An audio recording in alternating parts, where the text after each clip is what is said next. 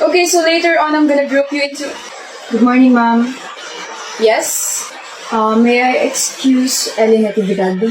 Boyfriend mo? No. Why? Bibigay ko lang po yung pagkain. Ako wala.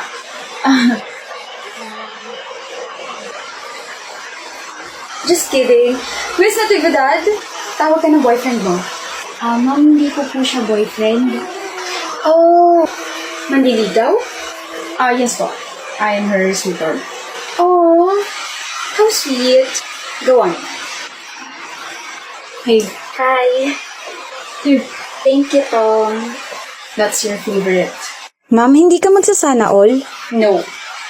Faster, Miss Natividad, may i-discuss pa ako. Yes, ma'am. Call me, okay? Thank you, ma'am. You're welcome. Bye. Bye. Mga kabataan nga naman ngayon. Bakit gusto mo makipaghiwalay? I'm sorry, Aubrey. Kailan, bakit nga? Sabi mo forever na tayo. Sabi mo never ka makikipag-break sa akin. Bakit ganito? Anong ginawa ko para magkaganito ka? Hindi kasi tayo compatible. Hindi compatible pero umabot tayo 1 taon. May mga ganun talaga, Bri. Late na nilang nare-realize na hindi pala sila para sa isa't isa. Huwag na natin ipilit kasi pares na tayo masasaktan. Nasasaktan na ako. I know. Masakit para sa akin tong desisyon na to pero kailangan ko nang bumitaw dahil nahihirapan na tayo. I'm sorry, Aubrey. Maybe sa next life natin, tayo na talaga, di ba? Huwag ka nang malungkot. Huwag ka nang umiyak, okay? Hindi talaga lahat ng relationship nag-work. I'm really sorry for this. Always remember na minahal kita at mahal kita. Sorry. Ano? Break na kayo ni Aubrey? 2 days ago pa. Parang hindi ka broken-hearted ah. Ginusto mo? Siyempre, dada moves na ako dun sa blockmate ko eh. Ganda dun, pre. Maganda si Aubrey. Iba si Aubrey dun sa blockmate na nakilala ko. Sobrang, alam mo yun, swak yung personality namin. Parang nag-click agad kami. So, nagkagusto ka sa blockmate mo habang kayo ni Aubrey? Oo. Walang yan. Muntik na nga ako matawa kay Aubrey habang nakikipag-break ako sa kanya eh. Bakit? Iyak nang iyak. Konti na nga lang parang tutulo na yung uhog eh. Wala eh. Patay na patay talaga siya sa akin kaya ganun. Hindi siya umiiyak. Ano, Basti? Hindi siya kako umiiyak, Kylen. Ano, hindi? Wala ka ron. Nandun ako. Nakausap ko pa nga siya eh. Hindi siya umiyak, pre. Peke yung iyak niya. Breezy. Basti. Kayo na ka pa nandyan? Oo. Sorry, pero... Umiiyak ka lang, di ba? Tapos, biglang... Wow, ang bilis namang mag-shift na emotions mo. Hindi naman ako naiyak. Pero, tingin mo nasaktan ako sa pakikipag-break ni Kylen? I already prepared myself kasi alam kong may bago na yung buwisit na yun. Ano raw sabi niya? Masakit para sa kanya yung desisyon na ginawa niya? Maybe sa next life kami na talaga? Sarap isuka ng mga kinain ko kanina. Shocks, kinikilabutan ako. Pero bakit ka umiyak kung ganun? Kasi natutuwa si Kylen kapag umiiyak ako. Feeling niya, kinagwapo niya na iniiyakan siya ng mga babae. So hello, I'm a theater actress. Sayang naman kung hindi ko gagamitin sa kanya yun, di ba? He's already stupid na hindi siya agad nakipag-break sa akin. Pero lalo pa siya magiging tangat bobo kung ipagkakalat niya sa iba na iniyakan ko siya. But trust me, ipopost ako yung bank account ko. Ipagkakalat niya yan sa iba. Sinabi niya yun? Oh, tapos natawa pa nga siya kasi mukha ka raw tanga habang kinakausap siya tungkol sa hindi niyo pagiging compatible, something like that. Ayusin mo sarili mo, Kylen. Nakakaya ka maging kaibigan eh. Okay lang yan, Kylen. Yung mga ganyang ugali, deserve mapahiya.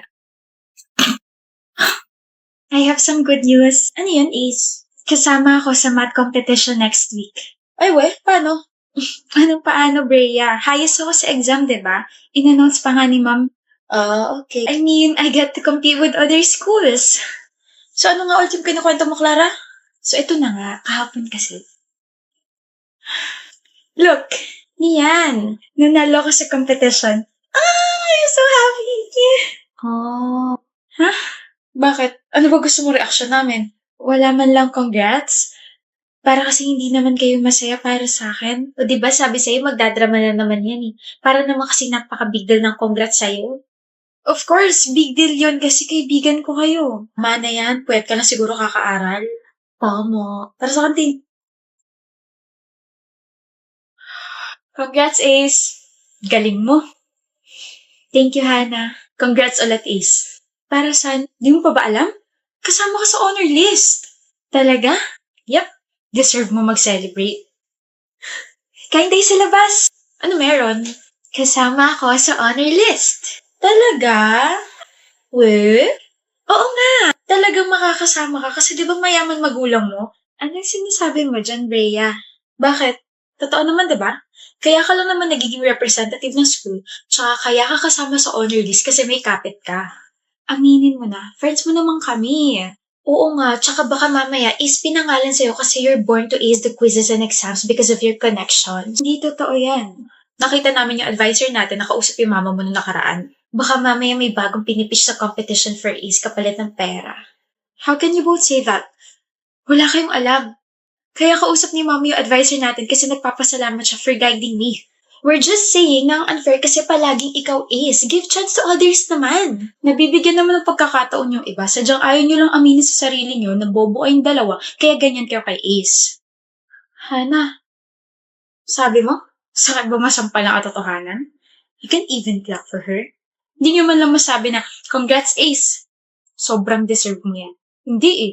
Unang marka nyo sa kanya, puro pagdududa. Anong klase kayong mga kaibigan? Kaibigan namin siya.